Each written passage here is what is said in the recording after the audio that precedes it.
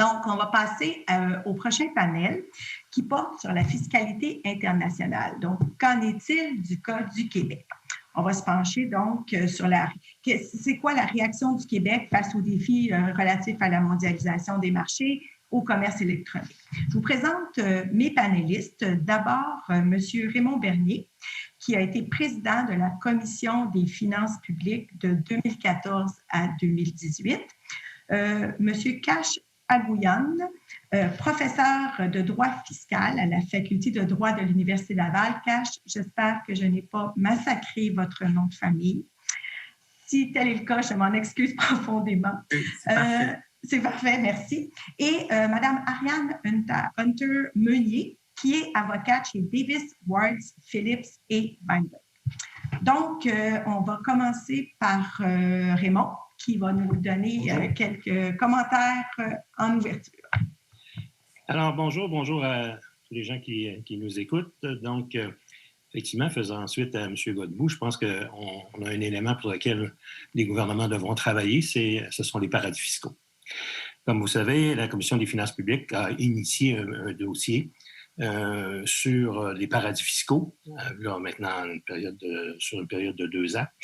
Et notre objectif était ceci. Pourquoi on l'a fait? C'est que nous, on est à l'avis que tout particulier devrait payer ses impôts dans le pays où il réside et toute multinationale là où elle mène ses activités aussi. Donc, en ce qui nous concerne, on a entendu des spécialistes, on a entendu des gens des banques, on a entendu des gens des firmes également qui travaillent dans ces domaines-là, et on a fait des recommandations. Ce qu'on veut démontrer dans tout ça, c'était d'être capable, bien sûr, de sensibiliser la population, d'informer la population, mais d'informer également tous les parlementaires sur le sujet. Les recommandations ont été posées. Il y a des actes qui ont été posés également parce que le gouvernement du Québec a déposé un plan d'action. En passant, le plan d'action était très intéressant. Bien sûr, il n'était pas complet, mais il demeure quand même que ce plan d'action a été déposé. Mais encore là, il va falloir faire le suivi de ce plan d'action parce qu'un budget est une déclaration d'intention, un plan d'action est une déclaration d'intention. La seule façon de valider si c'est ce qui a été mentionné dans ces documents-là, c'est d'être capable de poser des questions et d'entendre sur édition de compte par les parlementaires les organismes concernés. Dans notre cas, au niveau du Québec, il y avait l'Agence du revenu, le ministère des Finances, et il y avait également la Caisse de dépôt qui était visée. Et bien sûr, il y avait des recommandations concernant l'Agence de revenu du Canada. Au Québec, ce qu'on a fait, c'est qu'on a rendu accessible d'une façon publique le registre des entreprises du Québec davantage pour connaître qui sont les personnes, qui sont les gens ou les organismes ou les entreprises qui sont en arrière des compagnies qui font affaire dans des paradis fiscaux. Il y a également une mise en place d'une plus grande collaboration avec Revenu Canada et Revenu Québec pour échanger sur les informations en regard du travail qui est fait pour identifier. On sait qu'il y a eu plusieurs éléments qui ont été mis sur la place publique par le monde journalistique, mais il y a également des suivis qui ont été faits. Donc, il faut que ces suivis-là se fassent entre les deux organismes. Si Revenu Canada va chercher de l'information d'un côté, qu'on puisse le donner à Revenu Québec et ainsi de suite. Et également avoir une stratégie commune par rapport au suivi, parce que c'est important qu'on puisse échanger sur le sujet. Et également embaucher des spécialistes. On avait demandé à Revenu Québec, et Revenu Québec s'était engagé à embaucher 70 spécialistes pour la lutte contre les paradis fiscaux. Bon, encore là, malheureusement, moi, je ne peux pas vous dire quels sont les résultats de travail, mais à chaque année, les parlementaires doivent poser la question. Quels sont les résultats, quels sont le nombre d'entreprises qui ont été identifiées, combien ça a rapporté, parce qu'il y a toutes sortes de chiffres qui sont véhiculés en ce qui regarde les argents ou les pertes causées par les paradis fiscaux.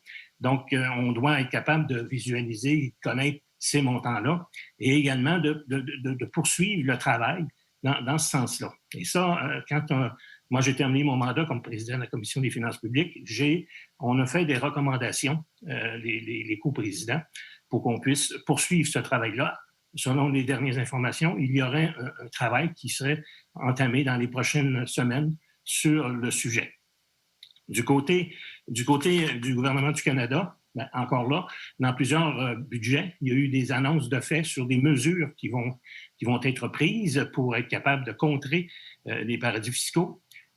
Surtout, moi je parle surtout d'évitement, là, parce que en ce qui regarde la problématique, c'est surtout ce point-là qui est important, parce que c'est là où est notre faiblesse, c'est de quelle façon on identifie, de quelle façon on peut entrer là-dedans. Donc, Revenu Canada a fait certaines déclarations, certains points. Il serait intéressant de savoir où ils en sont rendus. Qu'est-ce qui a été mis en place? Qu'est-ce que ça nous a rapporté? Je pense que c'est essentiel.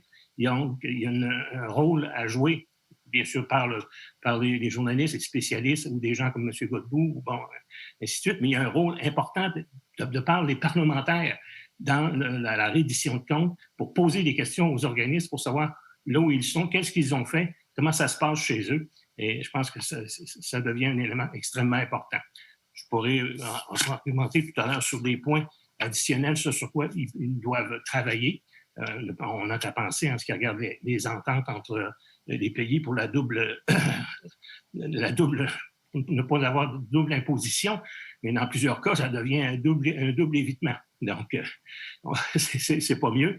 Il y a aussi le fait que nos banques, les banques canadiennes sont en grande majorité dans tous les paradis fiscaux. Là aussi, il faut poser des questions.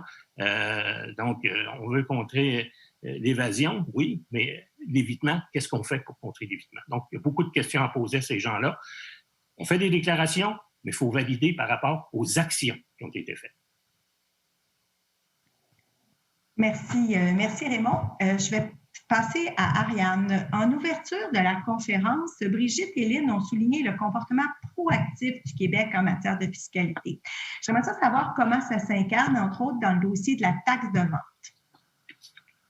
Oui, merci, tout à fait. En fait, c'est vraiment super de pouvoir soulever des bons coups du Québec, surtout en matière de mesures internationales. Donc, comme on sait, le commerce électronique, évidemment, a fait en sorte que les consommateurs québécois, notamment, pouvaient facilement substituer de fournisseurs vers des fournisseurs internationaux, alors passer du local vers l'international. Et cette substitution-là semblait d'autant plus alléchante, si on peut dire, dans la mesure où quand on est sous l'impression qu'on fait une économie de TVQ, qui, on le sait, frôle les 10 % au Québec. Alors, cette impression d'économie de TVQ était due au fait qu'avant 2019, au Québec, si un fournisseur ne résidait pas au Québec, s'il n'avait pas un établissement stable au Québec, s'il n'exploitait pas une entreprise au Québec, toutes les ventes qu'il faisait à des Québécois étaient réputées être effectuées à l'extérieur du Québec. Donc, ce que ça faisait, c'était qu'il n'était pas tenu de s'inscrire en TVQ et de percevoir la TVQ sur ses ventes. Alors, évidemment, un consommateur de bonne foi, pour le même produit au même prix, voyait qu'il y avait une économie de TVQ en prenant un produit d'un fournisseur étranger. Ce qui était problématique, c'était que la structure du système faisait en sorte qu'on demandait au consommateur de s'auto-cotiser. Donc, de déclarer lui-même, de verser lui-même la TVQ à l'égard de ses importations, donc que ce soit de services ou d'intangibles. Donc, évidemment, l'exemple classique, c'est qu'un consommateur québécois qui s'abonnait à Netflix était censé s'auto-cotiser en matière de TVQ sur la valeur de son abonnement. Donc, évidemment, on aura compris que le taux de conformité à l'égard de cette auto-cotisation-là était négligeable. Puis le problème, évidemment, était en deux parts. D'une part, on sait que ça faisait en sorte qu'il y avait un manque à gagner pour l'assiette fiscale québécoise, parce qu'évidemment, toute cette TVQ-là, qui n'était pas perçue par le fournisseur ni remise par l'acquéreur, faisait en sorte qu'il y avait des montants de TVQ qui manquaient dans les coffres de l'État québécois. Mais d'autre part aussi, ça créait de la concurrence déloyale pour nos fournisseurs québécois qui, eux, évidemment, sont tenus de percevoir la TVQ et donc ça fait en sorte que leur prix était d'apparence plus élevé là, que les compétiteurs internationaux. Alors, ce que le Québec est venu faire, c'est de reconnaître que cette prémisse-là, selon laquelle le consommateur va s'autocotiser, est complètement dérisoire et est venu donc instaurer une nouvelle obligation d'inscription à la TVQ pour des fournisseurs non résidents. C'est bien important de le dire, ce n'était pas une nouvelle taxe. Parfois, dans les médias, on entendait comme si c'était la taxe Netflix, où on avait l'impression que c'était une taxe additionnelle qui était imposée, ce qui n'est pas du tout le cas. Les ventes ont toujours été taxables. C'est simplement que là, on s'arrangeait pour que cette taxe-là soit bien perçue par la bonne personne, c'est-à-dire le fournisseur qui, lui, est en position que l'information, que les systèmes comptables adéquats pour la verser. Alors, depuis le 1er janvier 2019, tout fournisseur non résident qui atteint un certain seuil là, de vente à des Québécois doit s'inscrire au régime de la TVQ et la verser à Revenu Québec. Puis soit dit en passant, ça a été un succès monstre. Revenu Québec s'attendait à générer des recettes d'à peu près là, 28 millions dans sa première année. Finalement, ça a frôlé les 100 millions, les recettes de TVQ perçues. Puis, la dernière fois que je suis allée voir sur le site, là, il y avait à peu près 700 entreprises là, qui s'étaient inscrites à ce nouveau système. Alors, ça a été Revenu Québec. Le gouvernement du Québec s'est vraiment adapté à l'ère du temps avec cette mesure-là qui était une des recommandations de l'OCDE.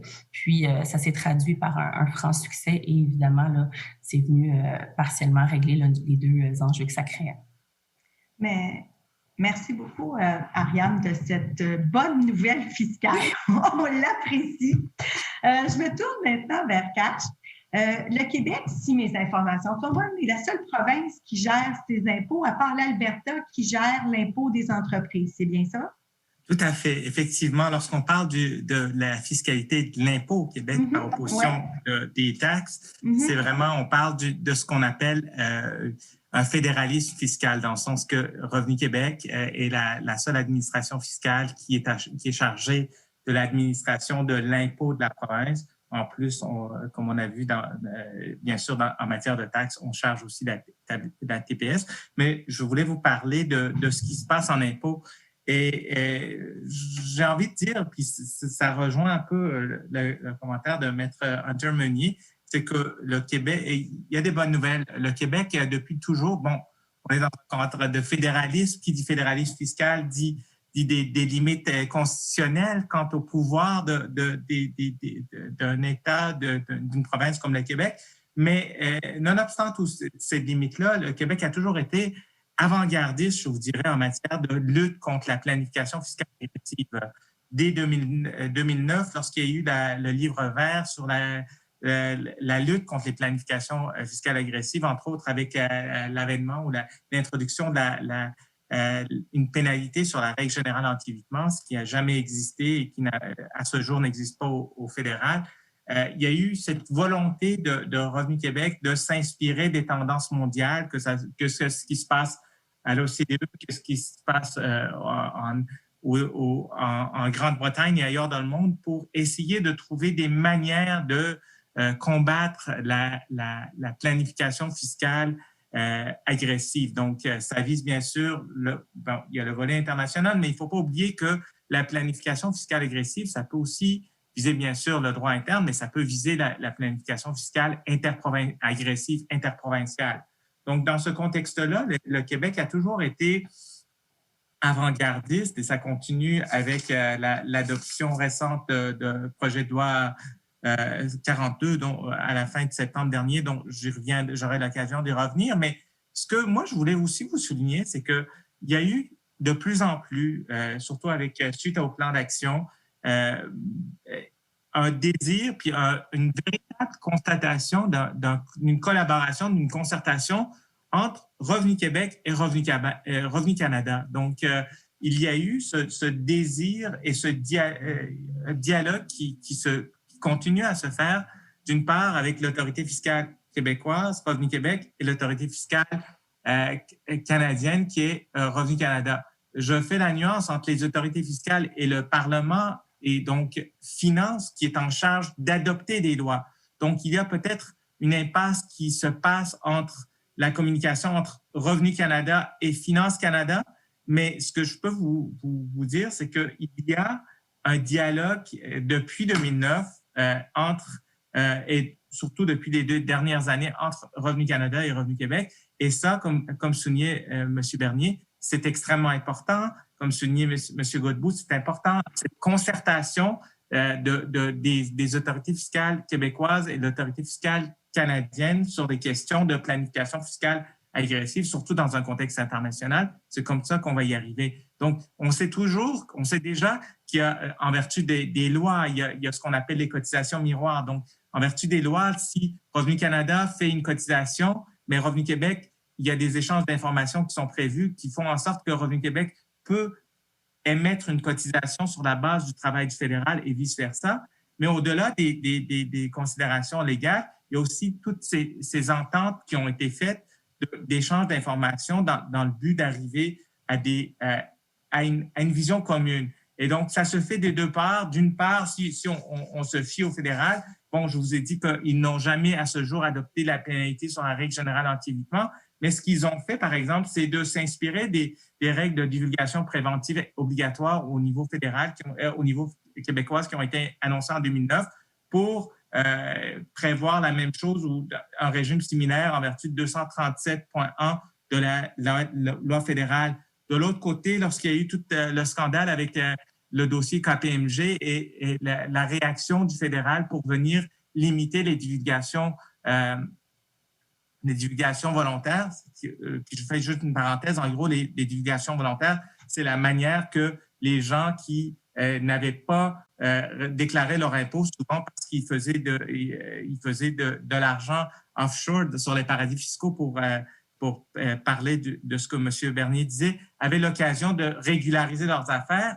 Il y a eu pas mal d'abus, donc Revenu Canada est venu limiter ça et Revenu Québec s'en est inspiré en décembre 2019 pour aussi venir limiter son régime de divulgation obligatoire. Donc, je trouve que dans tout ça, bien sûr, il y a encore énormément de travail à faire, mais ça s'en va dans la bonne direction. Puis l'important dans tout ça, c'est cette collaboration de plus en plus présente, cette volonté, au-delà des images et tout ça, vraiment une volonté sur le terrain d'une meilleure concertation entre les deux autorités fiscales, ce qui est absolument nécessaire dans cette lutte qu'on doit mener contre l'évitement fiscal sur le niveau tant interprovincial que, bien sûr, international.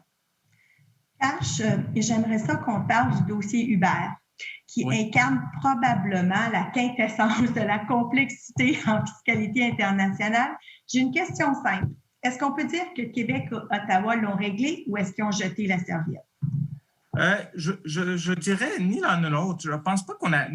on peut... J'essaie d'être positif. Donc, dire qu'ils ont jeté la serviette, c'est peut-être un peu trop pessimiste. C'est sûr que, par ailleurs, vous avez tout à fait raison de souligner que cette question-là n'a pas été réglée, dans le sens que ça a été réglé partiellement. Ça a été réglé quant à la question des travailleurs. Donc, les chauffeurs, est-ce qu'ils doivent percevoir la taxe? Puis Ariane pourrait en parler plus. Ça a été réglé, le volet de leur revenu. Est-ce que c'est un revenu d'entreprise? C'est un revenu d'emploi? C'est des questions qui se posent. Quoique, lorsqu'on parle de percevoir la taxe, c'est entendu que ce ne sont pas des employés.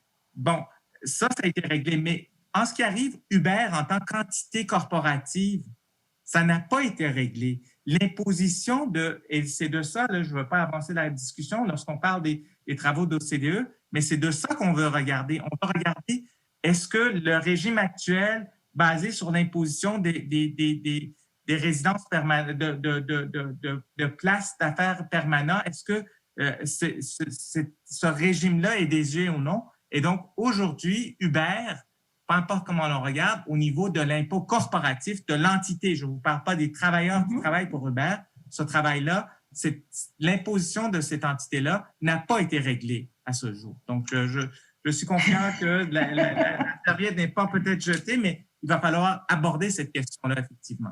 C'est très clair. On va passer maintenant au thème des réformes de l'OCDE. Donc, il y a eu réforme de l'OCDE et puis j'aimerais ça évaluer en quoi ça pourrait inspirer la fiscalité québécoise. Et quand je vous donne la responsabilité de nous rappeler c'est quoi les grandes lignes de cette réforme-là pour qu'on puisse en parler après. Écoutez, juste, je sais que d'autres panélistes en ont parlé longuement. L'OCDE, c'est l'organisme qui est chargé de donner les meilleures pratiques en matière de fiscalité. Donc, lorsqu'on parle des initiatives d'OCDE, on peut en parler longuement. Je veux juste vous parler de deux volets. Bon, il y a eu depuis 2015 ce qu'on appelait les actions du projet BEPS, qui est en français l'érosion de la base d'imposition et le transfert de bénéfices. Donc, il y a eu 15 actions qui ont été proposées en 2015. Et donc, c'est en gros des suggestions de meilleures pratiques en matière de fiscalité internationale. Et donc, dans ce contexte-là, bien sûr, le Québec s'en est inspiré notamment de l'action 12, qui étaient les règles qui mettaient protégeaient l'intégrité de l'assiette fiscale en s'assurant des règles de communication obligatoires lorsqu'on est en présence de planification fiscale agressive. Donc ça a été, on y a répondu dans le cadre du projet de loi 42 en s'en inspirant. Mais plus récemment, puis ça a fait les nouvelles cette semaine, c'est toute la fiscalité ou l'imposition des géants numériques. Donc, il y a le volet TPS dont je laisserai à Ariane le soin d'en parler. Mais sur le volet, vous avez parlé d'Uber, sur le volet de l'impôt, il y a un problème véritable sur l'établissement stable qui est la loi ou l'état de droit depuis des années, depuis des décennies sur l'imposition. Ce n'est plus, la fiscalité internationale pour imposer ces géants numériques-là est complètement désuète et ne répond pas à la réalité de pratique de ça, parce qu'on parle d'une façon nouvelle avec la présence entre autres, est-ce que le logiciel, où est-ce que c'est situé? Donc, tout ça, donc ce désir de vouloir retrouver une volonté d'imposer ça, ou est-ce que le business ou l'environnement, l'établissement du travail se trouve véritablement, donc, où est-ce imposé en vertu des productions, la présence des employés, la vente des profits, pour que chacun a sa juste part. Ça, c'est le premier pilier. Puis l'autre part, c'est de limiter ou d'instaurer un seuil minimum d'impôt minimal. Donc, ce qu'on a vu, c'est que à ce jour, c'était au départ, on était supposé arriver à une entente d'ici la fin de 2020. Et là, le délai a été reporté à mi-2021. Donc, ce désir d'arriver à une volonté véritable d'arriver à des nouvelles règles qui s'assurent que chacun paye sa juste part. Ariane, justement, les géants numériques occupent beaucoup de poids dans nos économies. Donc, évidemment, on s'attendrait à ce qu'ils paient leur juste part. Les réformes de l'OCDE en parlent. Comment le Québec peut s'en inspirer? Bien, déjà, et j'ai l'air de marteler ce bon coup-là, mais déjà, le fait d'avoir imposé cette nouvelle obligation d'inscription au Québec, on a fait un grand pas dans la bonne direction. Le Canada devrait suivre, là, parce que manifestement, ça a été un bon coup. Donc, ça, c'est une première proposition qui a été suivie. Si on veut aller encore plus loin, c'est sûr qu'un problème qui subsiste en ce moment, puis ça le fait aussi les nouvelles malheureusement, c'est que au niveau des biens tangibles, donc des biens meubles corporels, il y a encore beaucoup de problèmes au niveau de la perception des taxes aux douanes. C'est censé être les douanes, évidemment, qui perçoivent les taxes quand des biens sont importés au Canada. Puis, on s'est rendu compte qu'il y a une infime partie, bon, infime, c'est un peu sévère, mais une petite partie qui est des biens importés qui sont effectivement taxés. Donc, Revenu Québec avait mis sur pied un projet pilote pour que certains de leurs employés se rendent à Post Canada pour faire une supervision, mais ça n'a pas fonctionné compte tenu qu'il n'y avait pas notamment les mêmes pouvoirs là, que les employés de l'agence. Donc, une des propositions de l'OCDE qui pourrait justement venir pallier à ce problème-là, c'est le fait de rendre les plateformes numériques responsables de cette perception-là des taxes, qui viendra un peu, en fait, concrètement remplacer un peu le rôle de l'Agence des services transfrontaliers du Canada en leur demandant de prendre ce fardeau-là, de percevoir les taxes lorsqu'ils effectuent là, des ventes sur leur plateforme au nom de fournisseurs là, qui sont non résidents. Donc, comme ça, on éviterait qu'il y ait cette espèce de lacune qui se produise au niveau de l'agence. Évidemment, ça faisait aussi en sorte qu'il y a de la concurrence déloyale, encore une fois, parce que nos fournisseurs québécois doivent évidemment toujours charger la TVQ. Ça fera en sorte que de manière plus systématique et mieux contrôlée, les taxes pourraient être perçues et on pourrait même, et c'est ce que l'OCDE propose, aller plus loin en rendant un peu ces plateformes-là comme des alliés du système, si on veut, en venant leur demander, dans la mesure du possible, de communiquer des informations, de donner accès à des informations qu'elles détiennent compte tenu de leur position le privilégiée d'être en contact direct avec les consommateurs et d'avoir cette espèce de contrôle sur les transactions. Alors, ça, c'est une mesure qui a été proposée là, par l'OCDE qui pourrait faire en sorte que le Québec soit d'autant plus là, à l'avant-scène internationale. Évidemment, ce serait idéal que ce soit de pair avec le Canada, avec le fédéral, parce qu'évidemment, c'est sûr que si il y avait, comme le dirait l'OCDE, un guichet unique pour la perception de la TPS-TVQ, ça ferait en sorte que ce serait beaucoup plus efficace de mettre des ressources là, vers ce projet-là et le taux de conformité serait potentiellement encore meilleur. Mais évidemment, ce sera des discussions à avoir avec le fédéral. Mais ça, ce serait clairement là, un pas dans la bonne direction de faire en sorte que les plateformes s'inscrivent et soient responsables de cette perception-là. Merci, Ariane. Je me tourne vers vous, Raymond. À la lumière des travaux de la Commission des finances et ses recommandations, quels outils proposés par la réforme de l'OCDE le Québec pourrait-il adopter? Ben, écoutez, en ce qui regarde le Québec, il a déjà adopté une partie des recommandations, comme ça a été mentionné tout à l'heure. Mais on doit poursuivre. Sur l'exemple sur la taxation, il ne faut pas oublier que le Québec perçoit la TPS aussi, TVQ et TPS. Donc, à ce moment-là, ce serait facile de poursuivre là, dans ce sens-là. On le fait sur Netflix, mais on peut le faire sur d'autres choses. On a démontré au fédéral que c'était intéressant.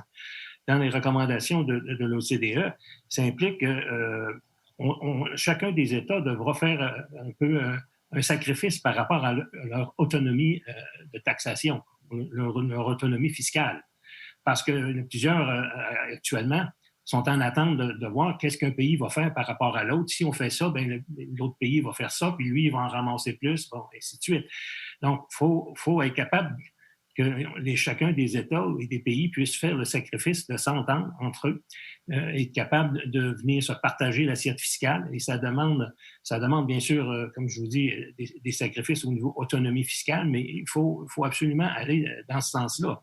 Parce que la taxation de l'imposition des particuliers, on peut pas, on est déjà au maximum. Il faut voir de quelle façon on peut aller chercher nos argents dans ces grandes entreprises qui sont de plus en plus en affaires un peu partout dans le monde. Mais il reste que, on prend l'exemple de Netflix, on ramasse, oui, on vient chercher notre TVQ, mais il reste que les profits que Netflix fait quand vous payez, ils sont à l'extérieur.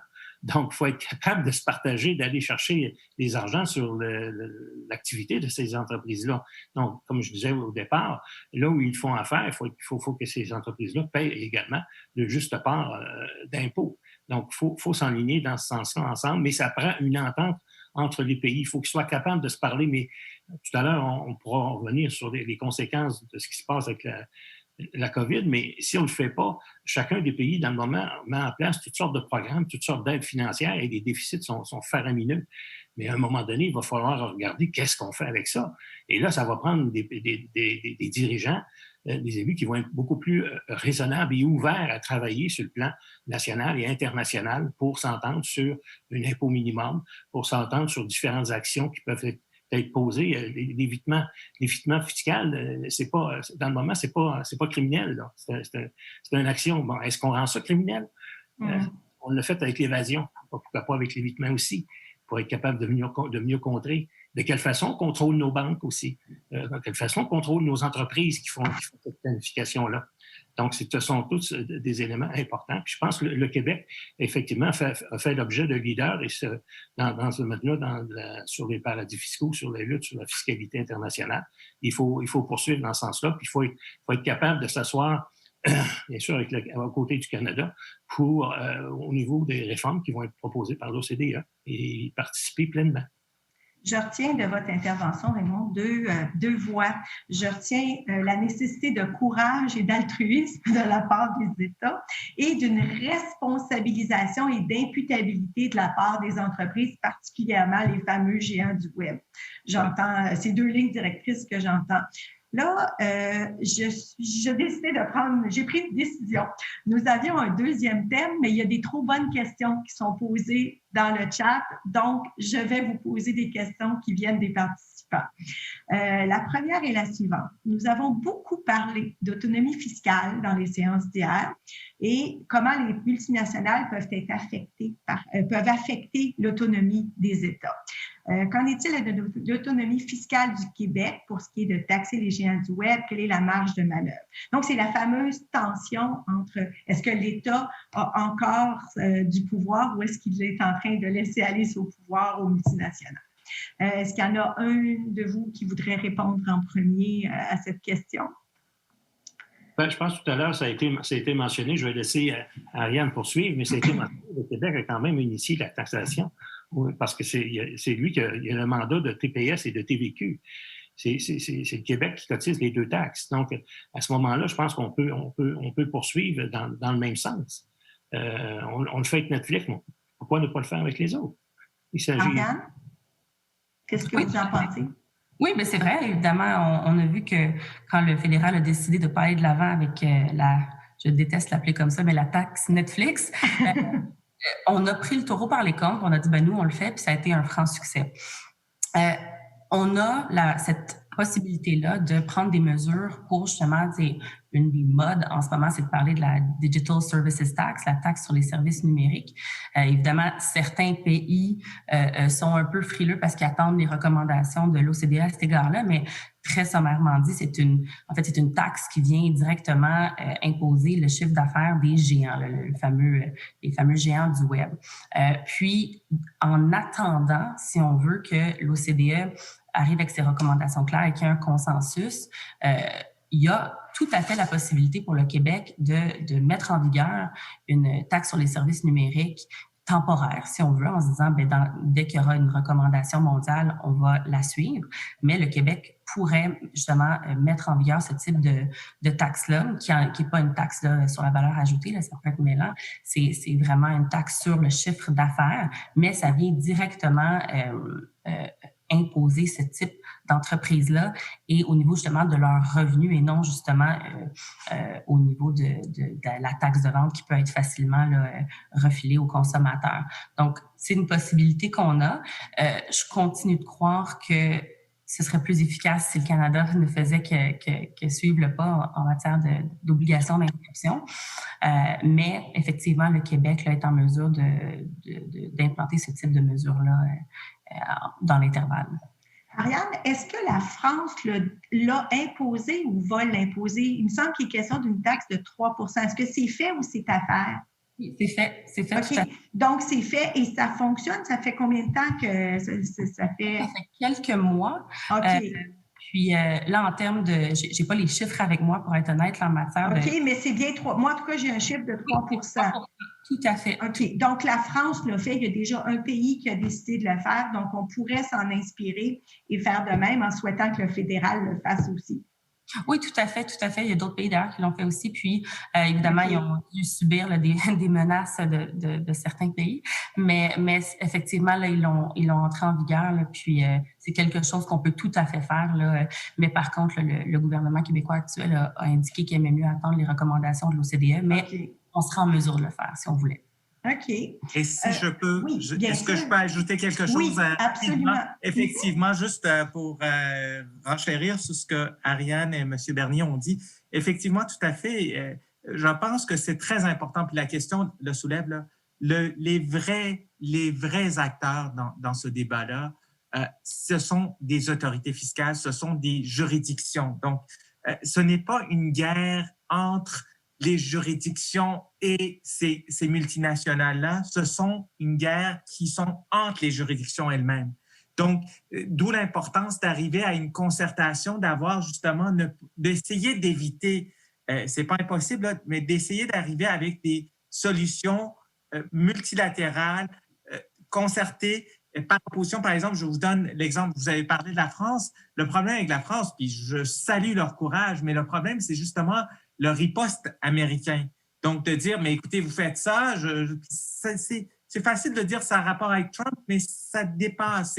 Les États-Unis, en tant que tels, ils ont ce pouvoir mondial de dire, mais si vous faites ça, mais ça vient teinter, ça vient affecter mes entreprises américaines. L'argent que vous allez pouvoir récupérer, mais moi, c'est l'argent que je perds. Donc, ça rejoint ce que M. Bernier disait, l'importance de faire d'altruisme, de dire, écoutez, il faut s'entendre ensemble, il faut regarder le portrait global et de dire, mais les entreprises ne font que profiter de cette absence de consensus au sein des autorités, au sein des juridictions. Et donc, c'est ça. Il n'y a aucune... Peu importe comment on est grand comme entreprise, on demeure un contribuable. On demeure un contribuable qui devrait s'assujettir aux lois des différentes juridictions. Et c'est en jouant sur les différents tableaux que ces entreprises-là profitent de l'absence du consensus au niveau des autorités qui sont en charge d'appliquer et des juridictions qui sont en charge de promulguer les lois. Donc, je tenais à dire ça là, pour dire que le vrai défi, ça se passe entre les États et savez-vous quoi? S'il y a un consensus, mais les grandes, peu importe comment ils sont grands, ils n'auront pas d'autre choix. Vous avez parlé des banques, que ce soit des banques, que ce soit des entreprises numériques, ils n'auront pas d'autre choix. Il faut qu'ils manœuvrent à l'intérieur du paysage juridique, puis le paysage juridique est dicté par les différentes juridictions. Donc, ce que je comprends, c'est que la nouvelle donne économique, donc la numérisation de l'économie, parce que je vois dans le chat que c'est vraiment une préoccupation des participants, c'est le comportement de ces géants du web et les recettes fiscales qui nous échappent. Donc, cette nouvelle donne économique est en train de forcer à revoir la politique, de revoir les relations entre les États. Sinon, on n'y arrivera pas. Comme vous dites si bien, c'est pas une guerre c'est une guerre entre les autorités fiscales des États. Oui, monsieur, oui, Raymond? On n'a pas le choix parce que sinon, on va faire mourir une partie de notre économie sur place. Je veux pas, ceux qui paient, qui sont en affaires en bordure de rue, ceux qui sont en affaires dans les centres d'achat, ceux qui sont en affaires partout. Sinon, ceux-là, eux, ils disent, bon, écoutez, on paye de l'impôt foncier, on paye nos droits en ce qui regarde de la fiscalité, on paye tout. Mais le numérique prend de plus en plus d'espace, puis davantage dans le contexte actuellement où les gens achètent beaucoup par Internet sur des plateformes. Donc, on n'a pas le choix, parce que si on ne le fait pas, on détruit notre propre économie au niveau des marchés. Écoutez, est-ce que vous voulez, on s'approche de la pause. Est-ce qu'avant d'aller à la pause, un de vous aurait d'autres remarques sur cette thématique de la fiscalité internationale et du Québec? Je pense que, veut pas, le contexte fait que nos décideurs n'auront pas le choix. Si on veut s'en sortir par rapport à la crise, présentement, on vit. Il y a des annonces qui sont faibles. Le Canada, le Québec met en place, même les municipalités aussi, met en place des programmes d'aide au niveau de nos entreprises. Mais veut pas, il va falloir revoir notre fiscalité pour l'adapter et ne pas venir employer le terme, étrangler les contribuables face à ça, parce que c'est impossible. Sinon, on va retourner en situation économique pénible. Là. Dans le fond, on parle de justice fiscale pour les individus, donc entre les citoyens bien nantis et moins bien nantis, mais il y a une justice fiscale inter-entreprise aussi, entre les secteurs traditionnels et les secteurs du numérique. La fiscalité est une des bases de la démocratie. Ben, je pense que... Ouais. Équitable. Ouais. On va empirer notre démocratie. Je pense que c'est des sages paroles. Donc, on va terminer sur ce rappel que la fiscalité est une des bases de la démocratie